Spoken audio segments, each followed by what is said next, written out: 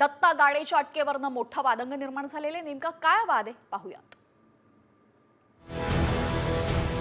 स्वारगेट बलात्कार प्रकरणातला आरोपी दत्ता गाडेच्या तब्बल 75 तासांनंतर पोलिसांनी मुसक्या आवळल्या असल्या तरी याबाबत आता वाद निर्माण झालाय। आरोपी दत्ता गाडेला आपणच पकडल्याचा दावा त्याच्या गुनाट गावच्या ग्रामस्थांनी केलाय।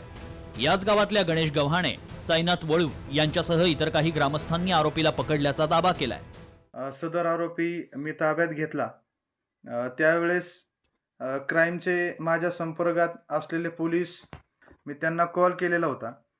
त्वरित काही पोलीस यंत्रणा आली आणि माझ्या हातून तो आरोपी होता, तो आरोपी त्या ठिकाणी हिसकावून त्या ठिकाणी नेण्यात आला।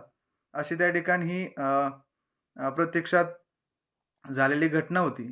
गेले आरोपी त्या ठिकाणी 2-3 दिवस सापडत नव्हता। गाडेला पकडण्यासाठी 1 लाखांचं बक्षीस जाहीर करण्यात आलं होतं। आता हे बक्षीस मिळवण्यासाठी गाडेला पकडल्याचा दावा ग्रामस्थ करतायत का, असा सवाल उपस्थित झालाय।